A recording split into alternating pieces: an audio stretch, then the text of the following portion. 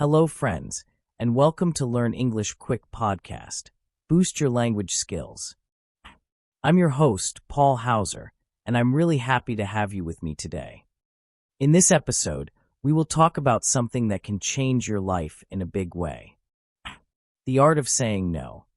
Setting boundaries for better well-being. Have you ever said yes to something you didn't want to do? Maybe you didn't want to hurt someone's feelings, or maybe you were just afraid to say no. If that sounds familiar, you're not alone. Many people, including me, have felt this way. But saying no is not always bad. In fact, it's often the right thing to do. When we learn how to say no kindly and clearly, we take better care of ourselves. And that helps us live happier, healthier lives. So today, let's talk about why saying no is important, when to say it, and how to do it with confidence. I'll also share real-life examples from people who learned this important skill. Ready? Let's get started. Why it's hard to say no. Let's begin with why it can be difficult to say no. Many of us want to be helpful. We want people to like us. We say yes to things even when we are tired, busy, or don't agree. Sometimes we feel guilty if we say no. My friend Anna used to say yes to everything at work. She stayed late, helped everyone, and never said no. But soon, she felt very tired and unhappy. One day, her boss asked her to stay late again. Anna wanted to rest, but she said yes. That night, she cried. She knew something had to change. Does that sound familiar? Saying yes all the time can lead to stress and burnout. That's why it's important to learn how to say no in a kind way. What are boundaries? Now let's talk about boundaries. What are they? Boundaries are rules we make for ourselves. They help us know what is okay and what is not okay. Boundaries protect our time, our energy, and our feelings. Sarah is a mother with 2 children. She loves her kids, but she needs time for herself too. So she tells her kids, after 9 p.m. is my quiet time. That is her boundary. She uses that time to read, take a bath, or relax. Boundaries are not selfish. They are healthy. When you respect your own needs, you feel better. And when you feel better, you can help others more too.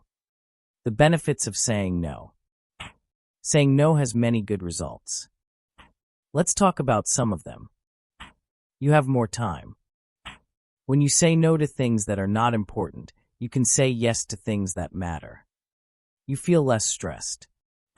You don't try to do everything. You can rest and enjoy life more. People respect you more. When you say no clearly, people see that you respect yourself. You learn about yourself. You understand your needs and your limits. Michael used to join every weekend event, but he felt tired. Then he decided to say no to 1 invitation each week. Now he feels more energy, and he still has fun with his friends. He found balance. When to say no. Let's look at situations where it's okay, and even important, to say no. When you are too busy. You can't do everything. When it's not your job. Help is nice, but not if it takes your time from what matters. When something feels wrong. If you feel uncomfortable, say no. When you need rest. Your body and mind need care too. A student named Lucy had 3 group projects and a part-time job. Her classmate asked her to join another club. Lucy wanted to, but she was already too busy. So she said, "Thank you, but I have too much on my plate right now." That was a strong and kind no. How to say no politely. Saying no does not mean being rude. You can say no in a nice way. Here are some simple ways to do it. Thank you, but I can't. I'd love to, but I'm not available.